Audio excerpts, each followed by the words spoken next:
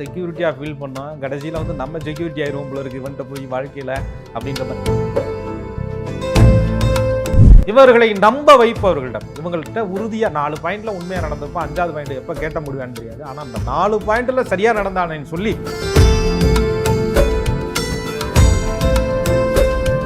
எங்கே போகிறதுன்னு தெரியல அப்படின்றோம். சரீரம் மட்டும் ஒரு இடத்தில் இருக்கும், மனம் என்பது ஆறுதல் தேடி அலையும். எங்கே பாதுகாப்பாக இருக்கிறோம் என்று உணர்ந்தீர்களோ அங்கே நீங்கள் கயிற்றால் கட்டப்பட்டு இருக்கிறீர்கள் என்பதை ரிஷபராசிக்காரர்கள் புரிஞ்சுக்கிட்டா மட்டும்தான். கை உடைஞ்சாலும் சரி கிழிஞ்சாலும் சரி நான் பிடிச்சிட்டேன்லன்னு சொல்லி இந்த விடாப்பிடியா இருக்கக்கூடிய குணத்தை முதல்ல நீங்க விடுங்க. என்றாவது ஒரு நாள் அவர்களை கட்டுப்படுத்த நினைக்கும் பொழுது முட்டி தூக்கக்கூடிய தன்மை ரிஷபராசிக்காரர்கள்ட்ட உண்டு. ஏன்னு சொன்ன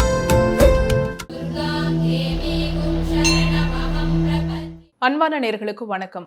தொடர்ச்சியாக நம்ம டாக்ஸிக் ரிலேஷன்ஷிப் சீரீஸ் பேசிட்டு இருக்கோம். ரிஷபராசிக்காரர்கள் இவங்களுடைய வாழ்க்கையில ஒரு நச்சு உறவுல எப்படி சிக்கிறாங்க, இல்ல சிக்க வைக்கப்படுறாங்க, அப்படி சிக்கினதுக்கு அப்புறமா என்ன மாதிரியான பிரச்சனைகளை சந்திக்கிறாங்க, அதுல இருந்து வெளியில வருவதற்கான வழிமுறைகள் என்னென்ன, இது ஜோதிடம் சார்ந்து நம்ம தெரிஞ்சுக்க போறோம். புலிப்பாணி சித்தர் வழி ஜோதிடர் திரு கோகுலக்கண்ணன் அவர்கள் கிட்ட இது சார்ந்து நம்ம பேசலாம். வாங்க. வணக்கம் சார். வணக்கம். குரு வாழ்க, குருவே துணை. ரிஷபராசி அப்படின்னாலே ஒரு ஸ்டேபிளான ராசி, பொறுமையான ராசி, அதே மாதிரி விசுவாசம் கொண்ட ராசி. இப்படி இருக்கக்கூடியவங்க எப்படி சார் நச்சு உறவுல சிக்கிறாங்க? விசுவாசம் இருக்கிறவங்களை தான் அதிகமாக காயப்படுத்துவாங்க சமூகத்தில். அதனால ரிஷபராசியை பொறுத்தவரை ராசியாதிபதி சுக்கிரனுங்க. சுக்கிரன் அழகு, மென்மையான அந்த நேச்சர், சாஃப்ட் நேச்சர் அப்படிம்பாங்க. ஒரு அமைதியாக ஒரு சூழல் இருக்கணும், இருக்கிறதுக்கு ஒரு இடம் இருக்கணும், வசதி வாய்ப்புகள் கொஞ்சம் வேணும், கொஞ்சம் ஆடம்பரங்களை விரும்பக்கூடிய ஒரு ராசி, நல்ல உடை, நல்ல நறுமணமான இடங்கள், இதை நிலைத்த தன்மையாக இருக்கணும் அப்படின்னு நினைக்கக்கூடிய ஒரு ராசி. ரிஷபராசிக்காரர்கள் தன்னுடைய மனசுக்குள்ள அவ்வளவு சீக்கிரம் யாருக்கும் இடம் கொடுக்க மாட்டாங்க. ஏன்னா இது ஸ்திர ராசிங்கிறதுனால ரொம்ப இந்த லாங் டைமாக இது வருமா, இது சரியானவங்க தானா அப்படின்னு அதிகமாக யோசிக்கக்கூடிய ஒரு தன்மை வந்து ரிஷபராசிக்காரர்களுக்கு எப்பயுமே உண்டு.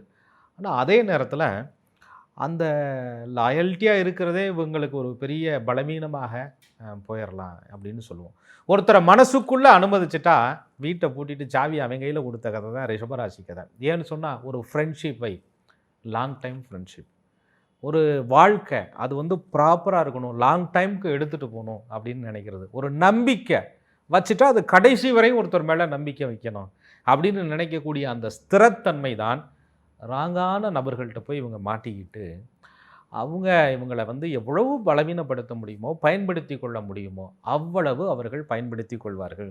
அந்த நிலைத்த தன்மை இருக்கிறதுனால ராங்கான ஒரு பர்சன்கிட்ட லைஃப்பை வந்து ஃபுல் டைம் கான்ட்ராக்டாக கொடுத்து விட்டு அந்த ரிஷபராசிக்காரர்கள் பெரிய அவஸ்தைக்கு அந்த நச்சு உறவிடம் சிக்கி ரிஷபராசிக்காரர்கள் தவிப்பார்கள். அப்போ இந்த ரிஷபராசி லாங் டேர்ம்னு நினைச்சு ஷார்ட் டேர்ம்ல மாட்டிப்பாங்களா? ரொம்ப, அதாவது நீடித்து நினைக்கணும்னு நினைச்சு நிலையில்லாத ஆளுகள்கிட்ட சடனாக மாட்டிக்கக்கூடிய ஒரு தன்மையை சுக்கிர பகவான் கொடுக்க மாட்டார். அந்த சுக்கிரனுடைய ஆற்றலை ராகு பகவான் பயன்படுத்தி கொள்வார்.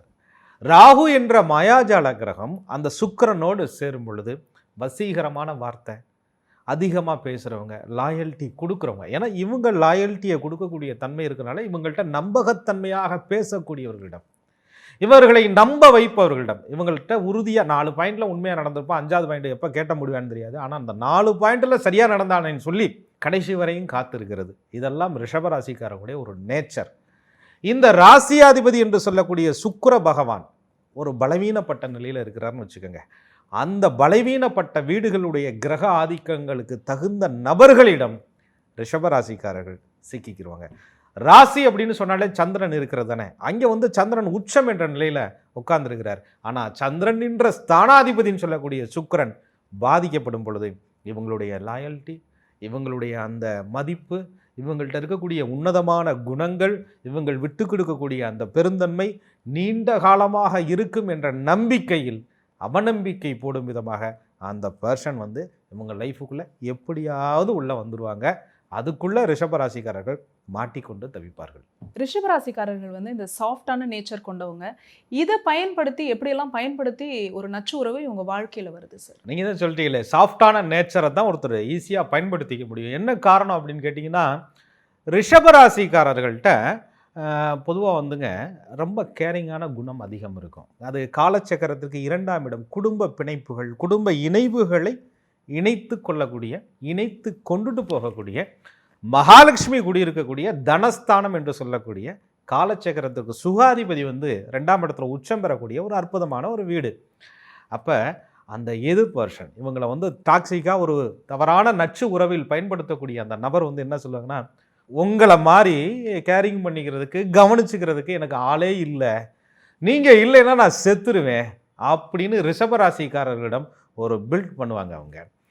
அந்த குணத்தை ரிஷபராசிக்காரர்கள் சந்திர பகவான் உச்சம் பெற்றிருந்தாலும் கூட சுக்கிர பகவான் பலவீனமாக இருக்கும்போது அந்த சுக்கிரன் அப்படியே ஈஸியாக மெல்ட் ஆயிடுவார்.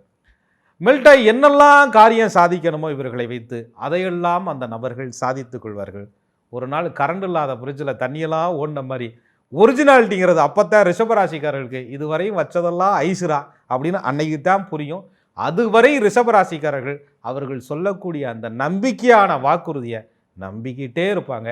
அந்த நிலைத்த தன்மைங்கிறது, அந்த நம்பிக்கைங்கிறது ரிஷபராசிக்காரர்களுக்கு பொய்யான உறவுன்னு தெரிந்தால் கூட அவ்வளவு சீக்கிரம் மனசை விட்டு போகாது. ஏன்னா நான் நம்பிட்டேன்ல, நான் நம்பிக்கை வச்சது வீண் போகாதுல்ல அப்படிங்கிற ஈகோ இந்த ரிஷபராசிக்காரர்களை நிச்சயமாக தடுக்கும். காலில் முள்ளு குத்துனா கூட முள்ளு குத்திருச்சேன்னு கவலைப்படாமல் குத்துன முள்ளு என்ன முள்ளியான்னு எடுத்து ஆராய்ச்சி பண்ணக்கூடிய தன்மை ரிஷபராசிக்காரர்களிடம் இருக்கும். அதனால இவங்க விட்டு கொடுத்துருவோமோ, நம்ம செய்தது தப்பாயிருமோ, நம்ம தான் தவறான உறவுகளை தேர்வு பண்ணிட்டோமோ அப்படிங்கிறத இவங்க அக்ரி பண்ணிக்கிறதே கிடையாது. அப்படி அக்ரி பண்ணிக்கிட்டா அந்த நச்சு உறவிலிருந்து ரிஷபராசிக்காரர்கள் சீக்கிரமாக வெளியில் வரலாம். ரிஷபராசிக்காரர்கள் இந்த டாக்ஸிக் ரிலேஷன்ஷிப் மேலே நிறைய இன்வெஸ்ட்மெண்ட் பண்ணதுனாலேயே இந்த உறவுலேருந்து அவங்களால வெளியில் வர முடியாமல் இருக்கா சார்? இவங்க இன்வெஸ்ட்மெண்ட்டுங்கிறதுங்க பணமாக இருந்தால் கூட சரி போய் தொலையுது அப்படின்னு ரிஷபராசிக்காரர்கள் கடந்து வர முடியும். ஆரம்ப கட்டங்களில் என்ன பண்ணுவார், இந்த ராசியாதிபதி சுக்கிரனையும் அங்கே இருக்கக்கூடிய சந்திரனையும் ராகு என்ன பண்ணுவார் அப்படின்னா, இந்த சுக்கிரன் வந்து எப்பயுமே ஒரு கம்ஃபர்ட் ஜோனில் இருக்கணும் அப்படின்னு நினைக்கக்கூடிய ஒரு தன்மை, கொஞ்சம் சுகபோகங்கள்லாம் இருக்கணும்யா அப்படின்னு நினைக்கக்கூடிய ஒரு ஆள், அது ஒரு நிரந்தரமாக இருக்கணும் அப்படின்னு நினைக்கக்கூடிய ஒரு ஆள். இதை ராகு கையில் எடுத்துக்கிறார். எடுத்துட்டு அந்த பர்சன் என்ன பண்ணுவாங்க அப்படின்னா, ஆரம்ப காலகட்டங்களில் கிஃப்ட் நிறையா கொடுக்கறது, இவர்களை சர்ப்ரைஸ் பண்ணுவது, இவங்களை வந்து நம்ப வைப்பது, இவங்க மேலே ரொம்ப பாசமாக இருக்கிற மாதிரி காமிப்பது, இவங்களை அதிகமாக சாட்டிஸ்ஃபேக்ஷன் பண்ணுற மாதிரி நிறைய வெளியிடங்களுக்கு அழைத்து செல்வது, இவர்களுக்கு பிடித்த விஷயத்தை பரிசாக கொடுப்பது, இதெல்லாம் செய்யும் பொழுது அட்டென்ஷன் இவர்களுக்கு அவங்க மேலே கிரியேட் ஆகிடும். அந்த ராகு பகவான் சூசகமாக இவர்களை அட்டென்ஷன் கிரியேட் பண்ணுற அளவுக்கு நடத்தி காட்டி இவர்களை மாய வலைக்குள் சிக்க வைத்து அந்த ரிஷபராசிக்காரர்களை போலி உறவிற்குள் எதிர்விதமாக ராகு இருக்கும் பொழுது சிக்க வைத்து விடுவார். அங்கனக்குள்ளதான் ரிஷபராசிக்காரர்கள் கடுமையாக மாட்டிக்கிட்டு ரொம்ப அவஸ்தைப்படுவாங்க. அவங்க இவங்களுடைய பேரை, இவங்களுடைய நினைவை பச்சை குத்தி வச்சிருக்கிறாங்கங்கிறது கடைசியில் வந்து குத்துனது பச்சை இல்லையா, வெறும் ஸ்டிக்கரியா அப்படின்னு சொல்லக்கூடிய நிலையை ரிஷபராசிக்காரர்கள் பின்னாடி தான் புரிஞ்சுக்கிறாங்களே தவிர ஆரம்ப கட்டத்தில் நம்ம மேலே எம்புட்டு பாசம்யா எம்புட்டு வலியை தாங்கியிருக்காங்கன்னு தெரியும், கடைசியில் ஒட்டுனதெல்லாம் மையா அப்படிங்கிறது பின்னாடி தான் ரிஷபராசிக்காரர்கள் நிச்சயமாக உணர்வார்கள். அப்படி ஒரு மாயை வலை ராகு பகவானால் ரிஷபராசிக்காரர்களுக்கு உருவாக்க முடியும். இவங்களை அவங்க கண்ட்ரோல் பண்ணிடுவாங்களா சார்? கண்ட்ரோல் அப்படிங்கிறது ரிஷபராசிக்காரர்களை வந்து அவங்க ரொம்ப செக்யூரிட்டியாக ஃபீல் பண்ண வச்சிடறாங்க. அதுதான் உண்மை. முதல் நாள் சொல்லுவாங்க, நீ இல்லாமல் நான் இல்லை, நீ தான் எனக்கு எல்லாமே, நீ இல்லாமல் எதுவுமே இல்லை அப்படின்ற மாதிரி நடந்துக்குருவாங்க. அடுத்த நாள் உன்னால் தான் எல்லாம் பிரச்சனை அப்படின்னு சொல்லுவாங்க. இந்த நீ இல்லாமல் நான் இல்லைன்னு சொல்லுவதும், உன்னால் தான் எல்லாம் பிரச்சனைன்னு சொல்லுவதும் ரிஷபத்தை போட்டு குழப்பம். என்னடா அது, அப்போத்தான் அவங்களுக்கு ஒரு ஃபியரே வரும். என்னடா அது செக்யூரிட்டியாக ஃபீல் பண்ணோம், கடைசியில் வந்து நம்ம செக்யூரிட்டி ஆயிடுவோம் போல இருக்குது இவன்ட்ட போய் வாழ்க்கையில் அப்படின்ற மாதிரி. ஆணாக இருந்தாலும் பெண்ணாக இருந்தாலும் ரிஷபராசிக்காரர்களை ஒரு பாதுகாப்பு உணர்வு என்ற வளையத்திற்குள் கொண்டு வரும் பொழுது ராகு என்ற மாயை கிரகம் அவர்களை நீங்கள் பாதுகாப்பாக இருக்கிறாய் என்று நம்ப வைக்கும் பொழுது அந்த டாக்ஸிக் உறவுக்குள்ளே இவங்க மாட்டிக்கிறாங்க.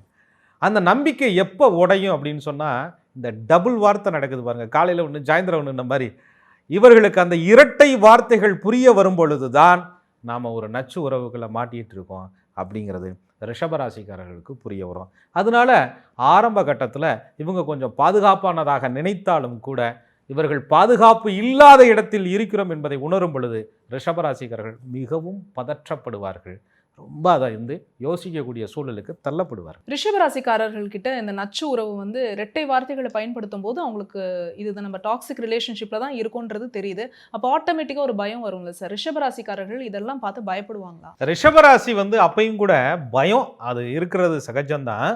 ஆனால் அந்த உணர்ச்சிகளை அடக்கிக் கொள்வார்கள். ஏனென்று சொன்னால் சுக்கிர பகவான் அங்கே பாதிக்கப்படும் பொழுது தன்னையே தன்னுடைய சூழ்நிலைக்கு தகுந்த மாதிரி இழக்க வைத்து விடுகிறார் இவர்களை. அப்போ இவங்க வெளியில் சொல்ல மாட்டாங்க, வெளியில் தெரிஞ்சால் சங்கடமே அப்படின்ற மாதிரியான ஒரு மன அழுத்தத்திற்கு இவர்கள் ஆட்பட்டு போவார்கள். தனக்கு ஏற்படக்கூடிய சந்தோஷம், சுகம், துக்கங்கள், இழப்புகள் அத்துணையும் மனதிற்குள் போட்டு அடக்கி கொண்டு தன்னுடைய எல்லா சூழலுக்குமே தான் மேலே தான் வெறுப்பு அப்படிங்கிற மாதிரி ரிஷபராசிக்காரர்கள் இருப்பாங்க. பயம் அப்படிங்கிறது அதில் தான் அவங்களுக்கு கிரியேட் ஆகும். எங்கே வெளியில் ஒரு மாதிரி ஆகிடுமோ, நம்ம இமேஜ் ஸ்பாயில் ஆகிடுமோ, அது நல்ல நிலையில் இருந்தாலும் கூட அந்த செக்யூரிட்டி கெட்டு போயிடுமோ அப்படின்ற மாதிரியான ஒரு சூழலை ரிஷபராசிக்காரர்கள் அந்த காலகட்டங்களில் எதிர்கொள்ள வேண்டியது வரும்.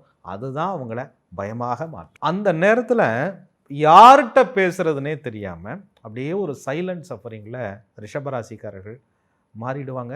சில பேர் பேசுகிறதுக்கே தயங்குவாங்க. வீட்டில் இருந்தால் போதும் சேஃப் அப்படின்னு நினைப்பாங்க, வீட்டில் இருக்க முடியாது. வெளியில் போய் இருந்தால் போதும் சேஃப்னு நினைப்பாங்க, வெளியில் போய் இருக்க முடியாது. எங்கே போகிறதுன்னு தெரியல அப்படின்னு இருக்கும். சரீரம் மட்டும் ஒரு இடத்தில் இருக்கும், மனம் என்பது ஆறுதல் தேடி அலையும். அதுதான் சுக்கிரன் இவங்களை கலங்கடிக்கக்கூடிய ஒரு பயமாக ரிஷபராசிக்காரர்களுக்கு அமைந்துவிடும். விசுவாசம் கொண்ட ரிஷபராசிக்காரவங்க இந்த நச்சு உறவுலேருந்து வெளியில வரும்போது இவங்க மனசுல என்ன நினைச்சுக்கணும்? ஏங்க, நச்சு உறவுன்னு வந்ததுக்கு அப்புறம் விசுவாசமாவது மண்ணாங்கட்டியாவது. உன்னை மதிக்காத ஒரு உறவிற்கு நான் நிற்கிறேன்னு சொல்லி நிற்கிறது விசுவாசம் இல்லைங்க, உங்களுக்கு நீங்களே செய்து கொள்ளக்கூடிய நம்பிக்கை துரோகம். அதை ரிஷபராசிக்காரர்கள் புரிஞ்சுக்கணும் முதல்ல. அப்போதான் அந்த நம்பிக்கை யார் மேலே வைக்கணும் அப்படிங்கிற ஒரு கணக்கு இருக்கு இல்லையா, அதை புரிந்து கொண்டால் மட்டுமே ரிஷபராசிக்காரர்கள் நச்சு உறவிலிருந்து வெளியில் வர முடியும். நீங்கள் பாதுகாப்பு தேடுற இடத்துல தான் உங்களை கட்டி வைக்கிற சங்கிலியே இருக்குங்கிறத ரிஷபராசிக்காரர்கள் புரிஞ்சுக்கணும்.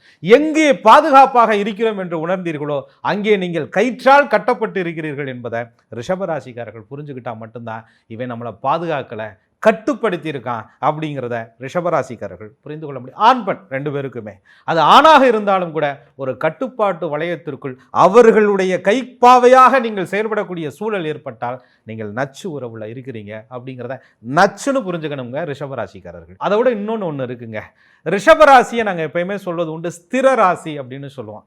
அது நண்பனோ உறவோ எதுவாக இருந்தாலும் பிடித்த கை உடஞ்சாலும் சரி கிழிஞ்சாலும் சரி நான் பிடிச்சிட்டேன்லன்னு சொல்லி இந்த விடாப்பிடியாக இருக்கக்கூடிய குணத்தை முதல்ல நீங்கள் விடுங்க. அப்போ தான் நச்சு உறவிலிருந்து ரிஷபராசிக்காரர்கள் நிச்சயமாக வெளியில் வர முடியும்.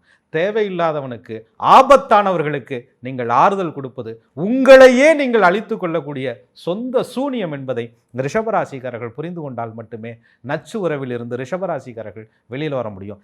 ஏன்னு சொன்னால் ரிஷபத்தினுடைய சின்னம் என்னங்க? காலை. அதை வளர்த்தவன் கட்டலாம், வளர்த்தவன் கயிறு போடலாம், அப்படியே நிற்கும்.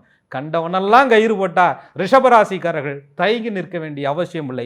என்றாவது ஒரு நாள் அவர்களை கட்டுப்படுத்த நினைக்கும் பொழுது முட்டி தூக்கக்கூடிய தன்மை ரிஷபராசிக்காரர்கள்ட்ட உண்டு. ஏன்னு சொன்னா இது சிவன் சொத்துங்க. சிவனுடைய சொத்தை தொட்டால் குலநாசம் என்பது ரிஷபராசிக்காரர்களை உளவியல் ரீதியாக துன்பப்படுத்துவர்களுக்கு குலநாசமாக அமைந்து விடுங்கிறத இவங்க புரிஞ்சுக்கிட்டாங்கனாலே அந்த நச்சு உறவுல இருந்து ரிஷபராசிக்காரர்கள் அற்புதமா வெளியில வரலாம். ரிஷபராசிக்காரவங்க ஒரு நச்சு உறவுல எப்படி சிக்கிறாங்க, அதுல இருந்து என்ன மாதிரியான பிரச்சனைகளை சந்திக்கிறாங்க, வெளியில வருவதற்கான வழிமுறைகள் என்ன, இவங்களுடைய மனசை எந்த அளவுக்கு திடமா வச்சுக்கணும் அப்படிங்கிற விஷயத்தை ரொம்ப அற்புதமா சொன்னீங்க. தொடர்ச்சியா மிதுன ராசிக்காரர்களுக்கான இந்த நச்சு உறவை பத்தி நம்ம பேசலாம் சார். மிக்க நன்றி. மிக்க நன்றி. குரு வாழ்க, குருவே துணை. என்ன நேர்களே, ரிஷபராசியில பிறந்த நீங்க உங்களுடைய டாக்ஸிக் ரிலேஷன்ஷிப் பத்தி இந்த எபிசோட்ல நீங்க கேட்டு தெரிஞ்சுட்டு இருந்திருப்பீங்க. இதே மாதிரி ஒவ்வொரு ராசிக்கும் நம்மளுடைய சேனல்ல தொடர்ச்சியா அப்லோட் பண்ணவிருக்கிறோம். இந்த வீடியோஸ் எல்லாமே உங்களுடைய யூடியூப் நோட்டிஃபிகேஷன்ஸ்ல ஆட்டோமேட்டிக்கா வரணும் அப்படின்னா நீங்க செய்ய வேண்டியது ஆஸ்ட்ராலஜர் கோகுலக்கண்ணன் யூடியூப் சேனலை உடனடியாக சப்ஸ்கிரைப் பண்ணிக்கோங்க. பக்கத்தில் இருக்கக்கூடிய பெல் ஐக்கானை மறக்காம கிளிக் பண்ணிடுங்க. இந்த வீடியோவை நீங்க பார்த்ததற்கு மனமார்ந்த நன்றி.